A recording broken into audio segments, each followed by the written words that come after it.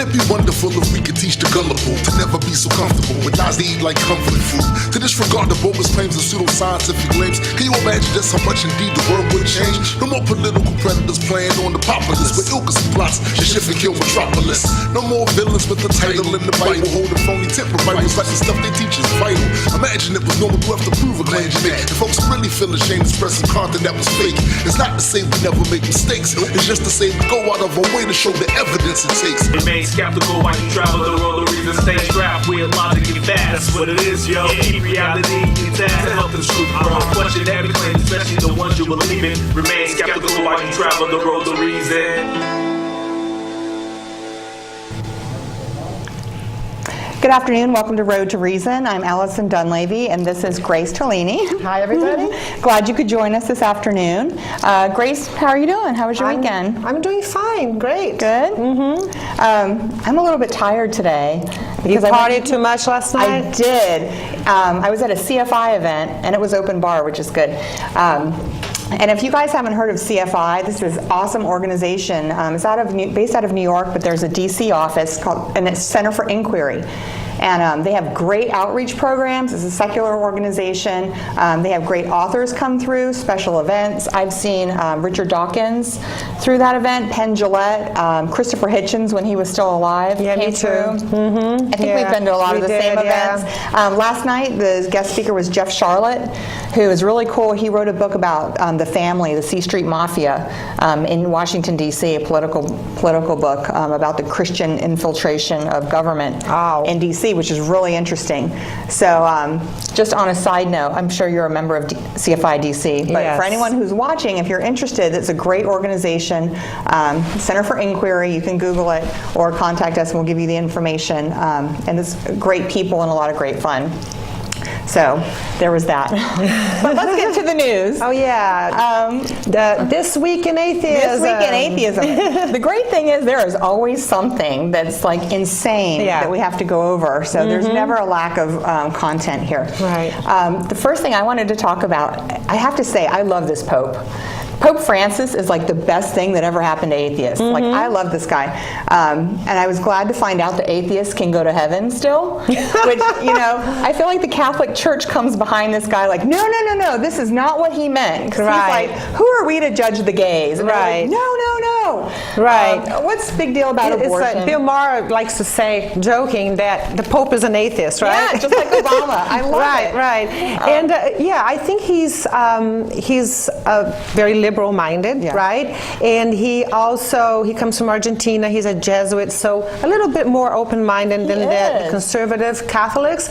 And maybe he's doing a little bit of pandering to all the Catholics that left the church, the more educated Catholics that were probably very unhappy with all the stories of child molestation. And so either he's being himself and just showing that the world has changed and that people are questioning things more. Science is more available to more people. The internet is helping with that. So he knows that the church cannot stay in the past, or they're going to lose more and more followers until they're like, gone. Because they talk about the God of the gaps, and I don't know if people have heard of this saying before, but it says, oh, God did it. Whenever science can't explain something, they're like, well, God did it. But then later when science can explain it, then they're in this position of saying, oh, crap, we said God did it, but he didn't. So now this new Pope... Democratization of education, with education being more accessible to more people. The internet has made that a lot easier because even in poor countries, people have access to Google and to computers. So, more information, more science, less, oh, God did it. Right. Well, and I love the latest thing he came out with, I thought it was The Onion at first. I thought it was satire because I thought, there's no way the Pope said this. Unbelievable. The Pope said, God is not a magician with a magic wand. And I'm like, no, he didn't say that, because I thought that's what they believed, that he's omnipotent and omniscient, and he's all-powerful, and he's this magical guy. But now they're saying, oh, no. So what is he? If he's not a magician, he created the world, he's all-powerful, Right. But he's non-interventionist. All-knowing. Well, now they're saying, the Pope is saying that he just set the world in motion. So this way they can have their cake and eat it too, because their beliefs are not contradicting evolution. Right. Now they're saying, oh, evolution can still work with the Creator, because he just started it and then the rest of it took over. Actually, there's a lot of Catholics that believe and Yes. recognize evolution. My parents are one of them. So, yeah, I understand that he's just trying to be with the times. Yeah, I think so. And he's trying to keep more people from leaving the faith, Yep. because the more you accept science, the more you see that religion is not compatible with it. So they have to make up these ways that you can be both. And the skeptical in me says he's a good marketing strategist. He is. Well, I like him a lot, which tells me that the fundamentalists must just hate this guy, Yes. because, like I said, they have to do so much damage control. He's easy on gays, he's easy on abortion, he's easy on atheists, Yeah, and I really, science. I wonder how the group of bishops and archbishops, the ones that are very conservative and don't want any changes, how are they seeing that? Is there a conflict going on within the Vatican? We don't know. Well, I wonder too, because I think he's also hard on these pedophile priests that, you know, a lot of the dioceses just protect them and they move them to somewhere else. Which he hasn't been. He has talked about it, but I haven't seen any action about that.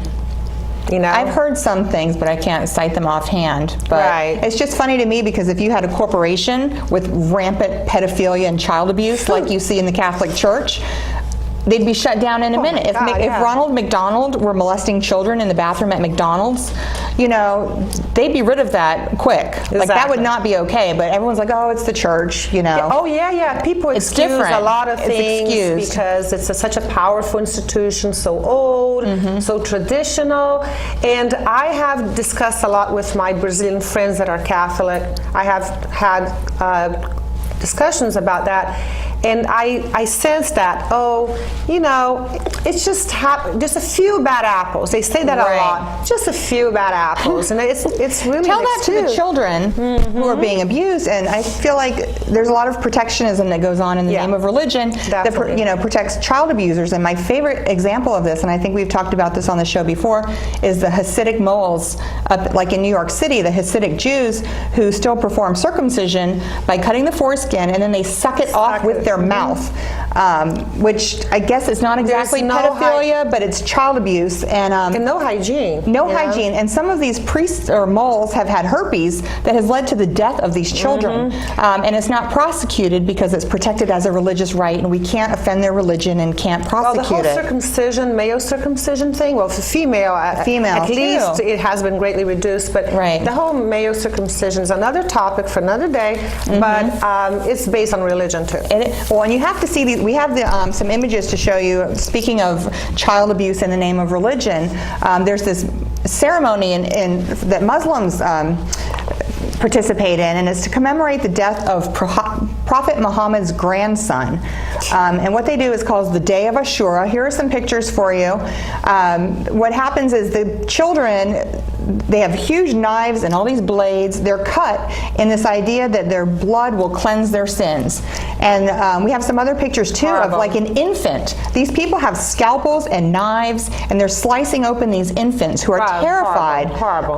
Yeah, and if you would see, we won't show it on this program, but if you would see the pictures of the female genital mutilation, the clitorectomies that they perform, it would break your heart. They basically hold these girls down and they take a razor blade and With no anesthesia. swipe the clitoris. No anesthesia, no pain medication. They're terrified, and the people who are supposed to love them most in the world are the ones inflicting this pain and torture Yeah. in the name of senseless. God. Yeah. Yeah, I find it The deeply parents disturbing. are so brainwashed and Yeah, they and you think it's the can't right say thing. anything about it though, because then you're offending someone's religion. Oh yeah. Yeah, that's another problem. The whole Which- blasphemy thing, the whole offending real people's religion, but Right. these things don't make sense. These are acts of cruelty. They are. There should be some common sense behind that. Well, and weren't you telling me a story about an exorcist? Oh yeah, so there's this girl, she was a 16-year-old that suffered from epilepsy and personality disorders and schizophrenia. And she underwent 67 Catholic exorcism sessions. Wow. By two priests. She died at the age of 23 from dehydration and starvation, you can see. And her parents and the two priests were charged with negligent homicide. This is so absurd because this was a sick girl who could have had medication, could have been treated, and live normally.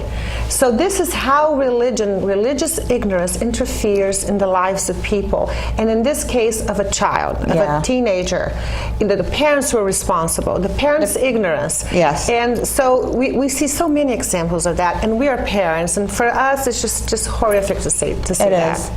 And we're going to talk about that some more. We're going to take a break and have some PSAs for you. When we come back, we're going to talk about some of the challenges of raising children without religion and some of the reasons why we're doing it because of the harm that we see in parenting with religion, unintentional as it may be.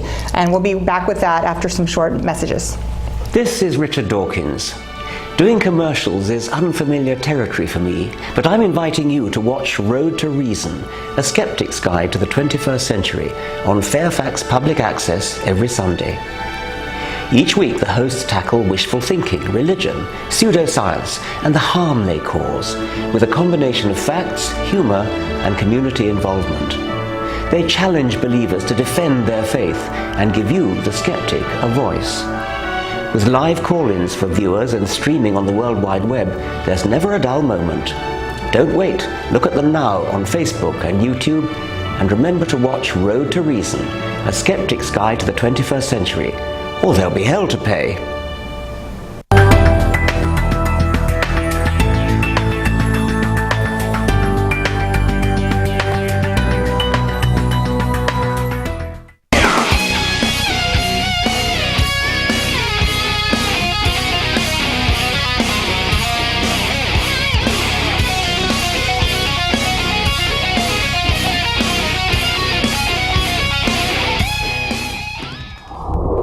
This year, a clash between Chinese security forces and Uyghur Muslims, a large minority in the western province of Xinjiang, where 40% are Han Chinese, resulted in the deaths of 37 civilians and 59 people. The Chinese are officially classifying as terrorists. On October 13th, a court in Xinjiang sentenced 12 more people to death for their roles in the uprising. The Chinese government is blaming the unrest on a desire among the Uyghur to establish an adjunct to the Islamic State declared by militants in Iraq and Syria. Officials accuse a man killed in July revolt, Nulmaiti Sawata, of being the mastermind behind the insurrection. Chinese television showed one orange-clad defendant saying he talked about jihad, about establishing an Islamic State. Another Eili Tursin said, "We often thought about carrying out holy war. However, due to restrictions placed on outside media, there is no non-government corroboration as to the veracity of these statements available. Critics suggest that the true motives of the uprising are rooted in China's repressive policies toward the Uyghur population, which includes economic and cultural suppression, as well as increased detentions and increase in death sentences." A statement released the day following the sentence by World Uyghur Congress reads, "The increase in frequency of these trials and sentences signals that the state has stepped up its one-year anti-terror campaign by exhibiting excessive force against its population." 53-year-old Sheikh Namir al-Namir is a pro-democracy Shiite cleric known for championing protests demanding the democratization of Saudi Arabia in 2011 and 2012. Al-Namir has been held in confinement since his arrest in July 2012, during which police shot him between 3 and 4 times in the leg. In mid-October, a Saudi judge issued a death sentence in his case. Al-Namir's initial arrest prompted several days of mostly peaceful protests. However, several protesters still lost their lives. The death sentence is expected to spark further unrest in the Shiite-dominated Qatif district. There is no evidence that al-Namir ever called for violence against either the government or Sunnis, who are the majority sect in Saudi Arabia. However, a prosecutor charged al-Namir with aiding terrorists and waging war on God, for which the punishment is beheading and public display of decapitated remains. A sermon penned by al-Namir, which was used as evidence against him during his trial, reads, "I recommend for young people not to be dragged into confronting swords with a regime that wants to lure people to violence to justify the repression of the protests. We are stronger with our words. We are willing to die. Our movement is not peaceful in the sense of submission. We are peaceable. Some of the damages that we think that religion does to children. And I just want to preface this by saying I have a lot of Christian friends and Muslim friends, and I don't for a minute think that anybody is intentionally harming their children. Exactly. I really don't. Exactly. I mean, I don't want this to come off the wrong way. They actually think they're doing a good thing, right? Because they're instilling values and they're saving their morals. soul. Yes, exactly. That makes me really sad, but I don't think they're doing it on purpose, and they're trying to bring them into God's love or whatever. But we've seen with some of the stories today, like the actual physical harm that religion does. It can even cause your death when you're a child. Some of the other things that we haven't talked about is like I think it's called the Christian Scientists, which is ironic that science is in their name because they're not scientists and they don't really believe in it. They don't take their kids to the doctor for anything. Right. Even preventable disease, not preventable, but diseases that should not be life-threatening will be life-threatening if they're not treated. There are many stories of kids with cancer or other terminal diseases that they just used prayer and didn't take them to the doctor, and these kids died. And they're in the news constantly too. And what's the religion that doesn't let a child have blood transfusion? Is that Jehovah's Witnesses? Or it's hard to keep them straight. Yeah. So, and that's horrible too. Yeah. I mean, it's funny. A lot of the Christians I know are kind of cherry pickers, or they have this idea, like we were saying before, that God set everything in motion, but there's free will, and we still, like doctors and scientists, are doing God's work. So, if somebody gets sick, it's never God's fault. That's just like nature, and oh no, this terrible thing happened. Yeah. Meanwhile, their God had the power and the ability to prevent it or cure it, but doesn't. And then they go to the doctors. But they don't see it that way. They don't see it. It blows your mind. Yeah. Yeah, they go to the doctors, and if the doctor can fix it, then they thank God. It's very annoying. I guess doctors get very annoyed with that too. Right. But if it goes badly, then it's the doctor's fault, or, God needed another angel in heaven or some crap like that, which I don't understand. If I thought God could save my child and didn't, that probably would just turn me into an atheist right there. Absolutely. If I weren't already one. Right. Right. So there's the physical harm that religion can do to children, and there's also the psychological harm.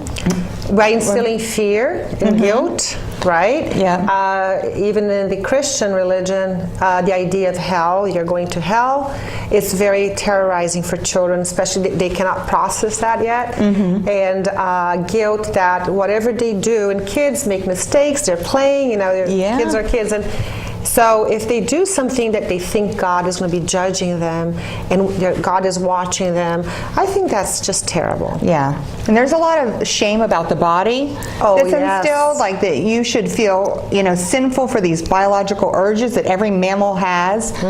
If you have sexuality or sexual urges, that it's sinful and naughty and you should be ashamed of it. A lot of that stuff, it goes against our natures, and these kids feel bad. And I've known parents that will tell the kids, don't forget that when I'm not around, God's watching you. So it's like this babysitter to make sure your kids behave, because God's going to let me know what you're doing. That's why when you become atheist and you start questioning everything, it's such a relief. It's such a good feeling when you know that there's nobody watching me. I'm responsible for things. I know. I tell my kids, when you just touch. But kids, I mean, they can't think like that. They don't have the same critical thinking that an adult has.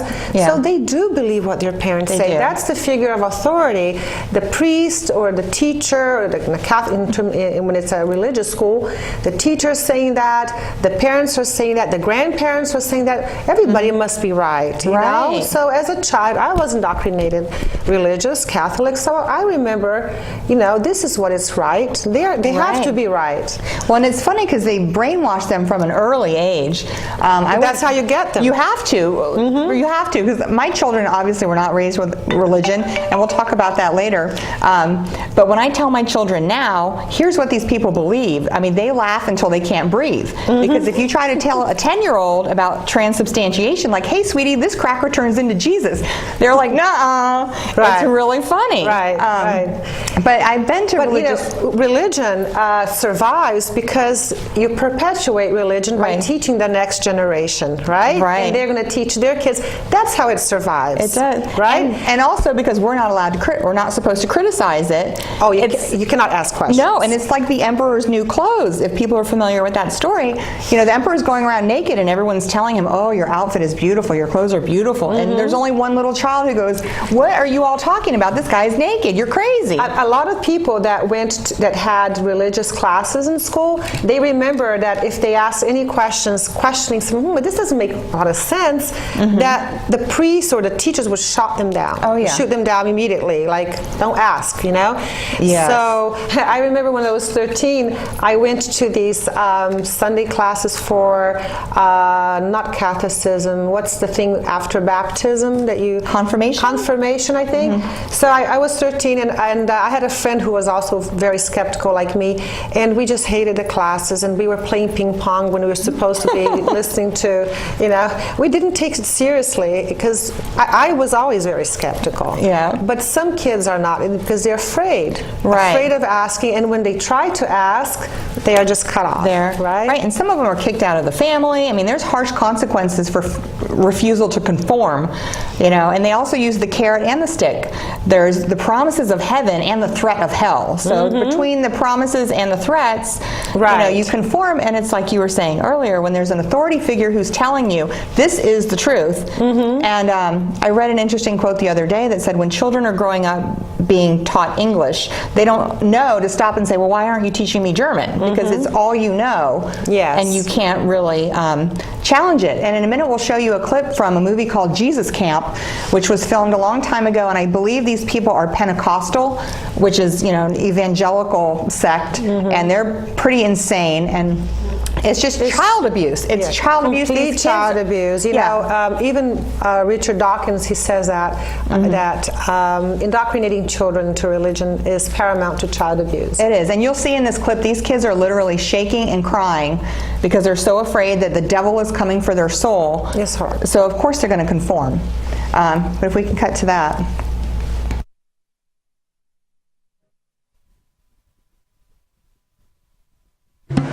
Let me say something about Harry Potter.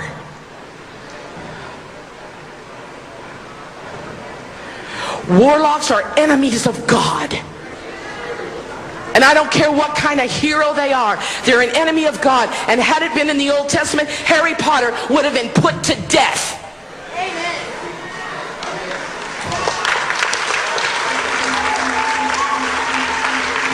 You don't make heroes out of warlocks. This is a generation that's going to stand for purity and righteousness and holiness, and you're going to serve the Lord all the days of your life. And we declare all those things over you. I believe this so much that I have given my whole life to see to it that you get there.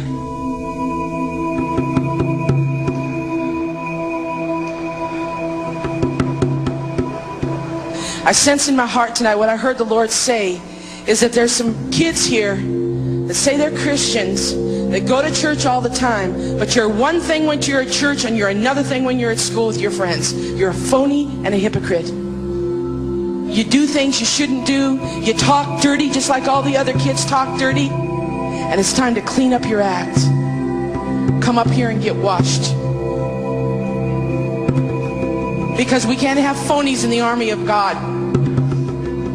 If that's you, put your hands up here. Whoa, baby. Wash your hands. Father, we just wash them with the water of your word. We say no more, devil, no more. Say it, boys and girls, in the name of Jesus. You know exactly what you need to repent of. Name it. Name it out loud. Name it. What do you need to be forgiven of?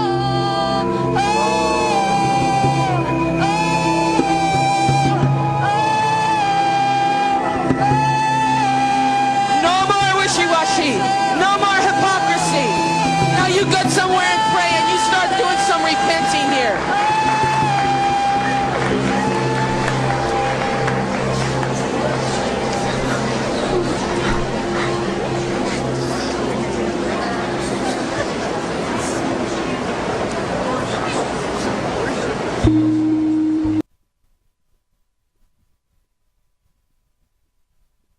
You came on this camp, you're going to be a different person. You're going to be radical. You're going to be on fire. How many of you want to be those who would give up their lives for Jesus?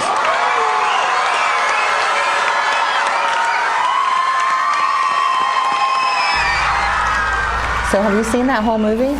Yes, I saw it years ago. It was very shocking. It's deeply disturbing. And I don't know if you noticed in the last clip, the guy was asking the children, are you prepared to give up your life for Jesus? Yeah. And I think, what is wrong with you all? It's just this brainwashing that starts when they're, baptized. I did go to a friend, the last time I was in a church, I think, because I really try to avoid that place. I feel like I'm going to be struck by lightning or something. Not that I believe that anyone would do that, but I was at a friend's baptism. She'd asked me to come, and she was a good friend, and I try to be supportive of other people's beliefs, kind of. This was years ago. And I took my small children, and the priest was saying, we have to do these baptisms early because the devil comes early for your soul, and Satan wants to take you. And my kids were terrified, and this kid, up at the altar has no idea what's going on anyway. Right. But then they reinforce it with Sunday school every Sunday and this whole confirmation series. And so I never raised my children that way, and I have to say I'm so grateful to my parents for not having raised me with this stuff. If we ever went to church when I was growing up, it was a Unitarian church, which is very welcoming of everyone. You were lucky. I was lucky. So how were you raised? You mentioned your parents are Catholic. My parents are Catholic, but they're both PhDs in their field. So they're intelligent folks. And so they're educated. And I think in their case, Brazil is a very culturally religious country because it's part of the culture to be Catholic. Right. There's churches everywhere. There's these beautiful churches dripping in gold, right? So it's almost like it's part of being Brazilian, even though there's a lot of, the evangelicals have grown a lot in the country, and the presence of atheists is insignificant, very little. So I did go to Mass. It was a family tradition to go to Mass on Sunday, but I think I mentioned on the last Road to Reason that I was always very skeptical as a child. So I remember being extremely bored at Mass, like especially when there were no seats and we had to stand, for a young child to be standing there for an hour. And so I was always questioning things, but the same way I questioned Santa Claus. I was that kid that figured out there was no Santa pretty early on, Well, I do kind of feel like God is Santa for adults. Yes. Like, why don't you stop believing this crazy thing? Like, we all have to give up Santa at some age. But the fear element that you mentioned is very true, because when you're a child, your brain is not formed yet, not completely formed, not completely mature. And so these elements of fear and guilt are much stronger than in an adult, right? So, like I said, everybody's telling you that is true. You're fearful of what can happen to you, right? So the pressure is very big. So we're here to discuss secular parenting. So how did we do it, right? And what are the tips that we have for other parents around? I already finished my raising process. My kids are in their 20s, they're done. So I can share some tips, and I'm sure that you're living it right now too. I'm working on it, right? So, for example, I think that religion is like sex. Parents are afraid of talking to their kids about it, right? So, in many ways, a lot of nice, smart parents out there, they think that if they don't raise their kids in a certain religion, these kids are not going to have morals. Whereas morals comes from the parents' behavior, from society, from their own, from the kids' intelligence, and basically you imitate what your parents are doing, how your parents treat other people. But some parents think that if the kids don't have religious education, they're going to turn out bad. And I'm an example that they turn out very, very well. And many other examples, not just mine, right? And what do your daughters do now? So one daughter is a doctor in New York City, and the other daughter is finishing her master's in clinical psychology. Wow. So I never, because when they were little, I was still a little bit Catholic. When I say I was Catholic, is I still called myself Catholic. I even though I questioned the whole thing, I thought the whole thing was ridiculous. All these Bible stories and Adam and Eve, but I still call myself Catholic because I thought it was the right you're thing Brazilian. to do. Yeah, it was the right thing to say. So, so when I didn't really push religion into them at all, never took them to Mass, never talked about God at home and saying it was Jesus and God, so they never heard that, right? So, when they were young, I think they were like 10 and 13. Oh, we have a caller. We have a caller, Rachel from Minnesota. Hi, Rachel. Oh, Rachel's no longer with us. Call back, Rachel, if you got disconnected. I'm sorry, go ahead about your children. Yeah, so like I said, I didn't push it, I didn't discuss religion at home, and I didn't give them the example of going to church or anything. So when they were 10 and 14, they went to Brazil on vacation. My mother, very Catholic, wanted them to have some religious Sunday school during their summer vacation that they spent there. And I didn't say anything because in those days I was not as atheist as I am now.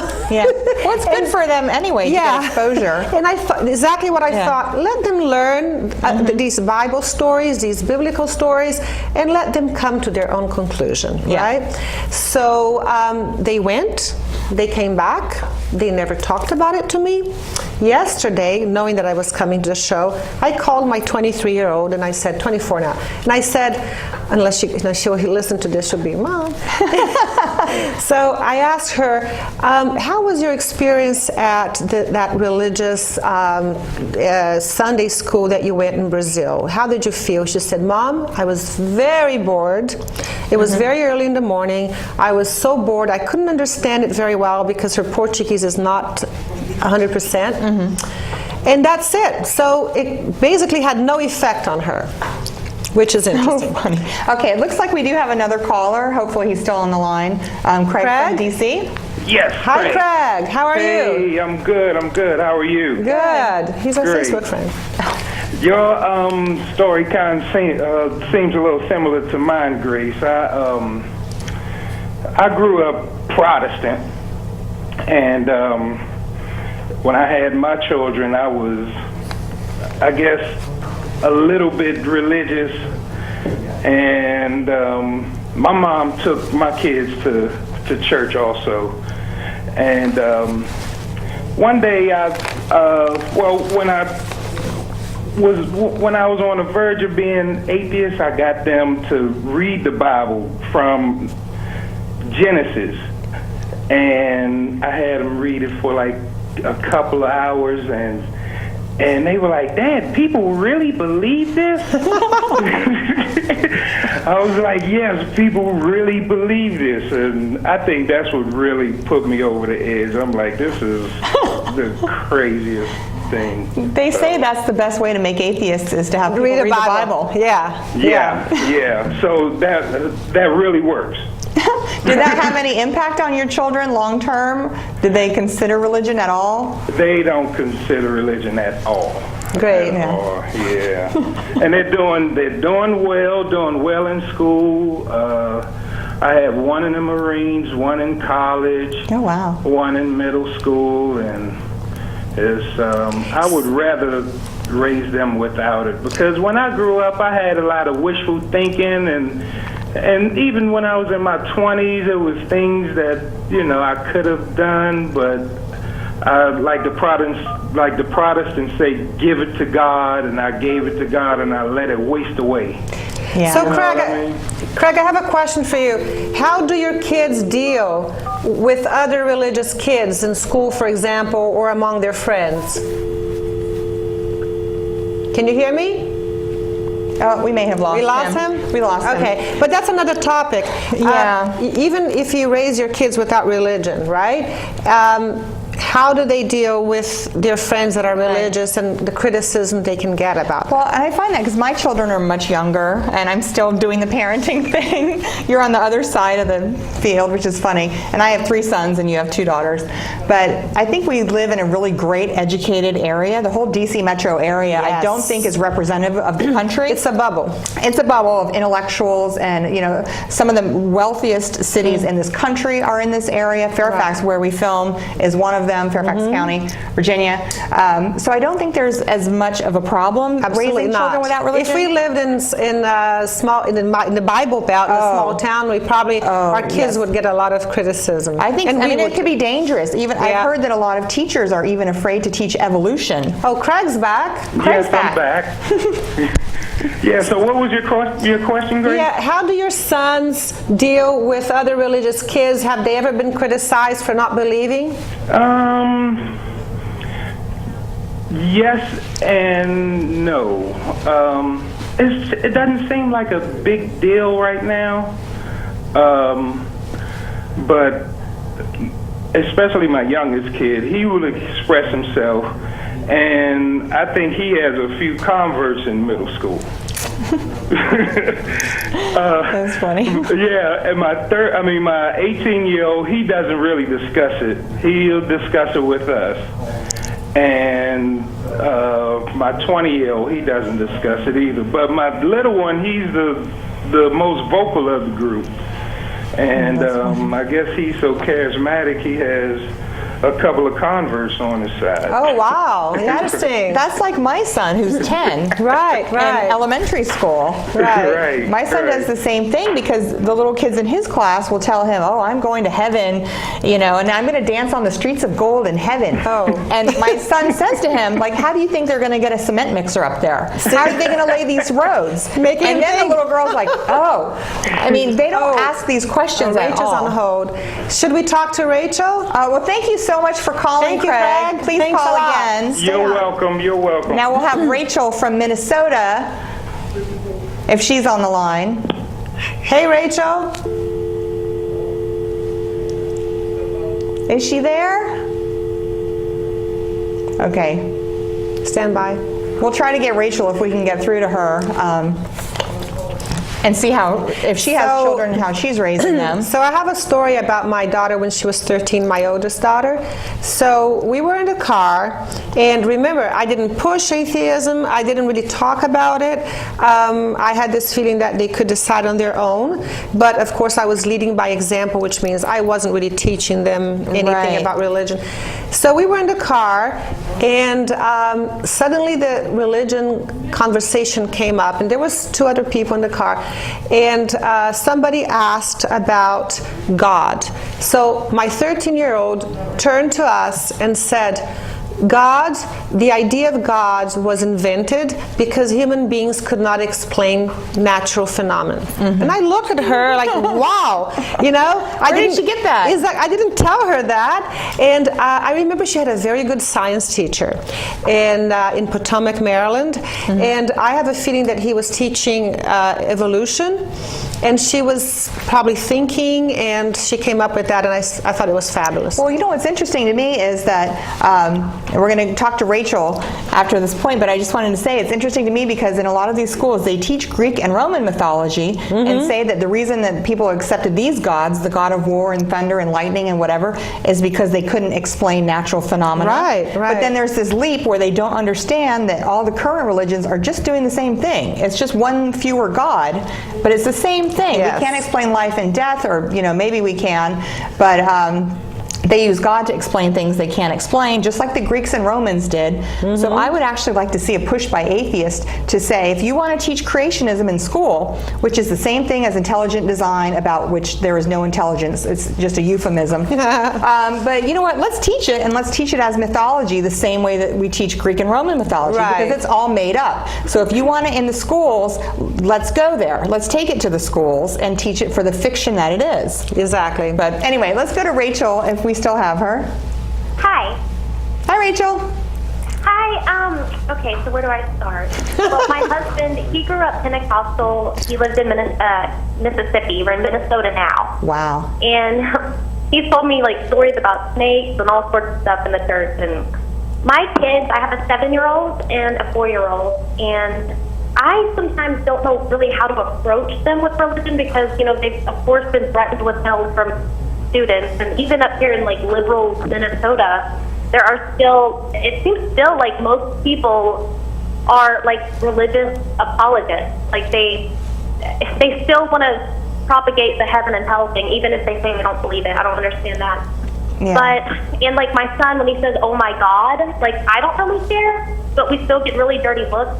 And I say that too, Rachel. The congregation, so I've like inquired on taking them to a so-called Unitarian church that's supposed to teach all sorts of religions, but truth be told, it was not like that at all. It actually kind of frightened my husband. It was very cult-like, and even their little symbol to me looks a lot like a cross. It's like a candle with the base of it looks just like a cross to me, and they just touched on Christianity. They don't do what they say they're going to do, and it was just, I don't know, like, so I just completely steered away from religion, but at the same time, I don't want my son to grow older, and like, because he's never been exposed to it, I don't want him to like be intrigued. So like, I don't know, because my little sister was like that. Like, we went to temple when I was little, but then we stopped, and then when she got older, it kind of intrigued her because just not knowing anything about it. Like, I don't know what a healthy dose is. That is a good point, because I kind of feel like you have to inoculate your children against religion. It's kind of like the same thing with the sex talk. If you wait until it becomes an issue, it's too late. Exactly. Like, you know, that's how I feel. Like, you have to start them early, but that's a good point about how to introduce them without kind of harming them. I think a good way is maybe to tell them some religious stories as if you would be telling them a fairy tale. You know, when you read a fairy tale to them in bed, you know? So you can tell some religious stories as if it was fiction, you know, and then they can ask questions. Because just to say there is no God, you know, that's kind of hard for a kid to understand. It is, if you're not replacing it with something else. And this kind of, I don't know if this is kind of a tangent, but there's this whole thing in the atheism community about, do we need atheism and humanism? Because atheism just rejects, saying there is no God. It leaves kind of a vacuum, and if you don't fill it with something, human values, right, you have to be able to offer an alternative, because people want something to hold on to. So like humanist organizations, I think, are one of, and you know, a lot of the Jesus stories have beautiful messages, right? About compassion, about thinking about the others, and so you can even tell these stories, but treat Jesus as a fictional character, maybe. Right. Right. And I use the term character too. Well, there's actually a lot of discussion as to whether he even existed as a human being. Exactly, we don't know. There's no evidence, really. Yeah, there were a lot of in those days. There were a lot of drifters and rebels. There was a huge poverty, right? So there were a lot of these people that were self-proclaimed sons of God, and they would have followers. They would have, and they were rebels against Pontius Pilatus and the government of the times that were tyrants. So maybe there was oral history about these, but there was not a particular guy, that was really the Son of God. So. Right, he wasn't the only Messiah of the time. No, there were many. Messiah. Yeah. Right, and I think I heard that nothing was written about him until like 300 years after he supposedly existed. Right. And you can imagine 300 years from now, people making up stories about something. There's no real way to corroborate. And then, if you know the beginning of Christianity, I think it was Constantine that used that story, because it was a cult in those times. It was not really a religion. It was a cult. They had the followers. So Rome used that to form an alliance with them and have a state, I would say, state religion. Well, I think that's going back to the topic of the kids. I think that's a good way to kind of show them what religion is about, is in the context, because I find that a lot of Christians or Muslims, whatever their religion is, they may know a lot about their particular religion, mostly only the good stuff usually, or the nice platitudes in Corinthians, oh, what is love, whatever. If they don't know all the bad stuff, and if they knew that and the context of religion. Absolutely. But Rachel, do you have any other questions? And no, I was going to say though that one thing my son did that I thought was really funny was when this girl in his class who's extremely Catholic was bringing up God, my son asked her, well, which God? And he's only 7, and I found that to be very, that's awesome. impressed me. And as far as, making up stories goes, a lot of my atheist friends are like, why are you lying to your kids about Santa Claus? And I'm actually doing that on purpose because I want them, when they get older and they realize, oh, Santa's not real, I want them to be witness. I want them to see how adults can lie to children and the impact of believing something. I want them to be able to see that as a pattern and to be able to kind of apply it to religion. And because, when I got older, I was like, oh, wow, so I was lied to. And I want them to see that just because adults wrote stuff in a book like the Bible and stuff, that doesn't mean that they are incapable of lying. Right. And so, I kind of forced the stand up, yeah, Santa's real, so they can believe in something and then realize, oh, it's not true. I did the same thing with my children. My boys are still young, and I would leave gifts under the tree that said they were from Santa. I never said Santa was real or enforced it, because there's a lot of people that go to great lengths to insist that Santa is real. I even have neighbors with older children who tell them, if you don't believe, you don't receive. Oh, so either you believe it or you're not getting gifts. So of course you're going to believe it. You want the presents. But I agree with you, Rachel, that it's kind of an exercise in critical thinking, and it's a way to figure it out, because my one son started saying, I noticed that Santa shops at Target a lot. I see the same things at Target. And I'm like, what do you know? And they're like, I think you're Santa. And I would say, well, why do you think that? Or that's interesting. I would never ever say, no, I'm not. Santa's real. I have never said it's real. The apple doesn't fall far from the tree. Right. I love Target. I can't help it. But I think it's great to let them figure it out. So my older two have figured out that they don't believe in Santa. And my son said to me, I don't believe in God. Why would I believe in Santa and the Easter Bunny? There you go, yeah. So I think I agree with you. It's a good way to let them figure it out on their own and exercise critical thinking. If your kids are asking, does God exist or who's God, you can say that God was invented by humans, and why, and that he's a fictional character because there's no real proof that he exists. Some people think that it's okay to lie to kids and let them figure it out on their own, and that's okay too if you choose to do that. But I think that we should maybe tell them the truth, because I remember the disappointment I felt when I realized that there was no Santa. I was a bit upset. People lied to me. So with God, if you can tell them that a lot of people believe in him or in that figure, but there is no proof that God exists. Yeah. Rachel, do you have anything else that you wanted to add before we go on? No, but I really love watching y'all's chemistry back and forth is awesome. Oh, good. And I still tune in even when I hang up. Awesome. Thank you so much for joining us. Call in anytime. Thank you. Thank you. Bye. Thanks, Rachel. Bye-bye. But Rachel brings up a good point.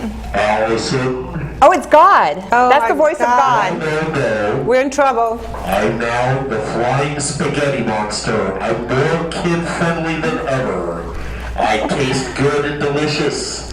But unfortunately, I can't get away from my evil side of threatening to burn children in lakes of hot spaghetti sauce for all eternity if they don't believe in my meatballiness. But are you gluten-free? Because we have some kids that have celiac. No. Oh, low fat? Oh man, that's going to be torture for those kids. That's terrible. Speaking of the flying spaghetti monster, Christmas is coming up, so we could celebrate the flying spaghetti monster. Personally, I like to celebrate Festivus for the rest of us. I mean, the feats of strength and the airing of grievances, you can't beat that at Christmas. Right, and that's another question. So, how do you go through Thanksgiving, Christmas if you're not raising kids with religion, right? I find it hard personally just because I'm more of a Howard Zinn history kind of person where, the fact that we have Columbus Day as a holiday but nobody has a day off to go vote makes me crazy. Oh, don't talk about it, yeah. We can't talk about politics. We're a nonpartisan show. Yeah. We can't talk about politics or the recent election. Can't go there. But so anyhow, moving on. So I would teach kids about other religions. I think it's okay to tell your kids that there's a Muslim religion, there's a Christian religion, even all the other sects, and explain to them the differences, you know. Yeah. That's about teaching them culture and history. Right. And but show that these things are fairy tales. They're not based on evidence or facts or reason or logic. So the other thing is, what do you tell a kid that lost a very close relative? Everybody says daddy's in heaven, right? Mommy's in heaven, or We'll grandma's see them in again heaven. someday. And I think that's so deceiving. You know, it really is, but I have a really hard time with this question because my little 10-year-old, who's like my little mini-me, he's the one that proselytizes atheism at school. But he's like this little existentialist, and he says to me, it makes me so sad, Mommy, that one day you're going to be dead and I'm going to be dead and we won't see each other anymore. I mean, it breaks your heart. It's hard for to them watch to process. a child cry. It's very hard the reality of life and death is very hard even for adults to deal with. I would say, I've never been in that situation, but I think I would say, you know, grandma, she is no longer with us. That way you don't have to explain where grandma is. Right. But she is in your heart and in your memory. Right.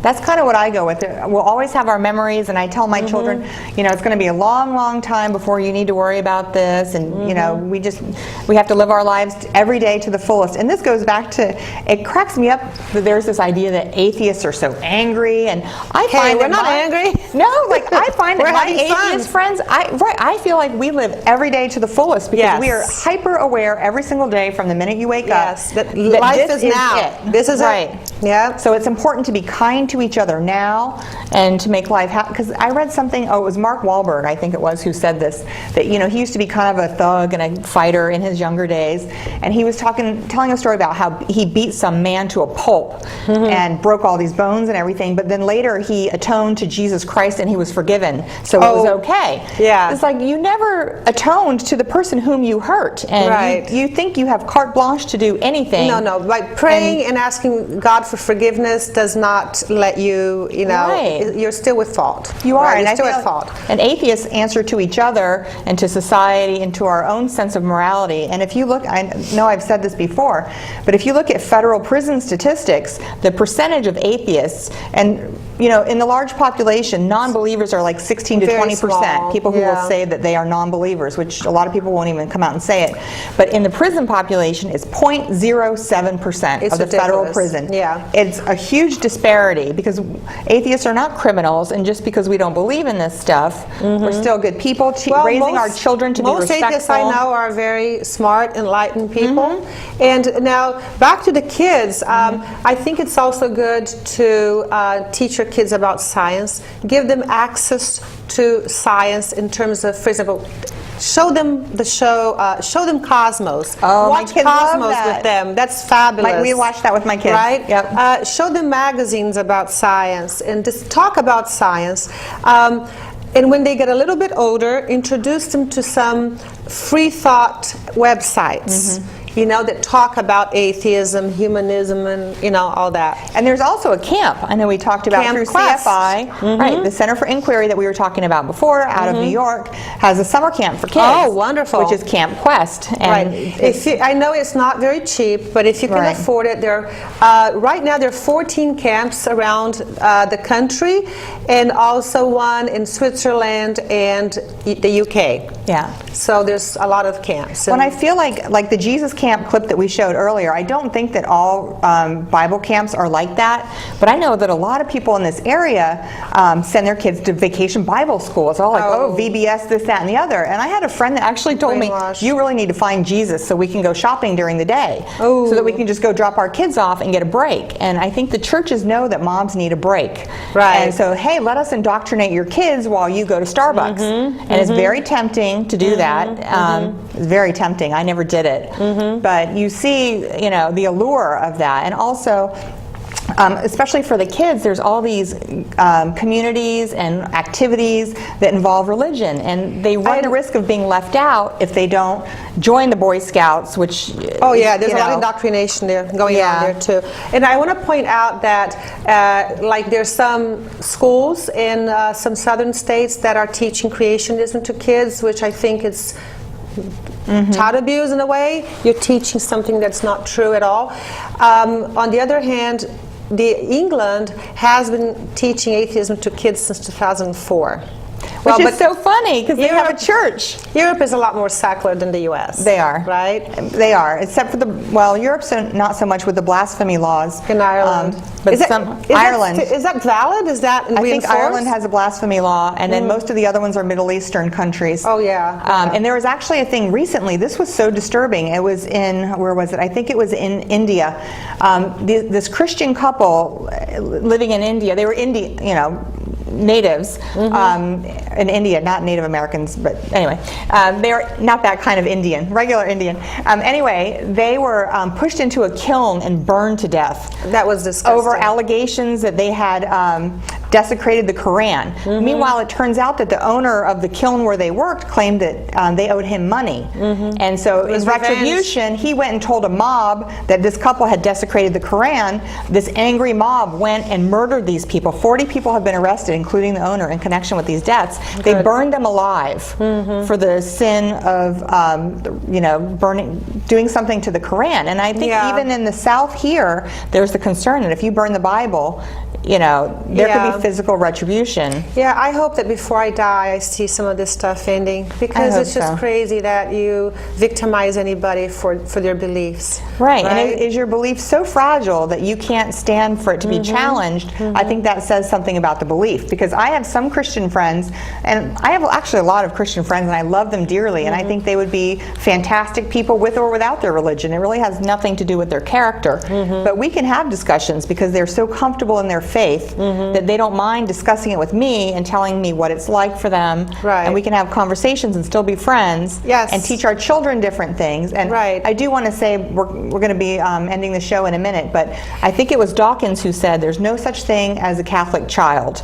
And I agree with that. And I don't consider my children to be atheist children any more than I consider Jewish or Catholic children. They are children. Yes. They cannot decide. They don't have the faculties to make an informed decision. And I can and we tell should just let them be children. And I can tell you that, having not raised my kids with religion, they grew up to be really moral kids, very respectful kids. So what you teach them, what you tell them, if you teach them what's right and wrong, they can become normal, excellent kids without any religion indoctrination. I think so too. And a lot of the stuff that comes from the Bible is not exactly moral anyway, with men letting their daughters be raped and then just paying off the rapist and making the daughter marry the rapist and as But punishment. that's the problem. Nobody reads the bad parts of the Bible. Right. Or they say, this is my favorite, well, that doesn't count because that's Old Testament, that's before Jesus.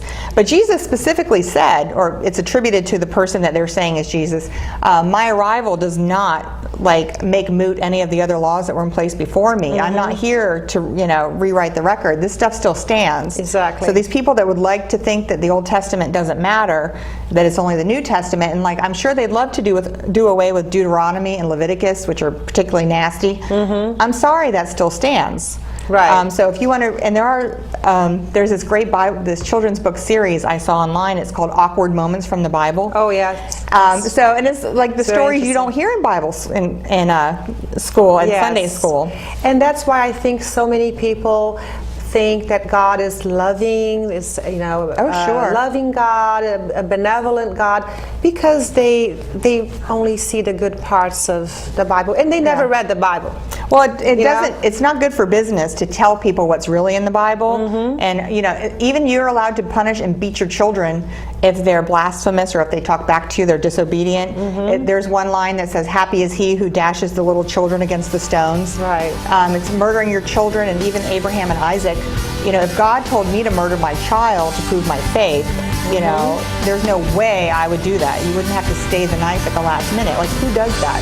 Right. And these women, that is it. We are wrapping it up.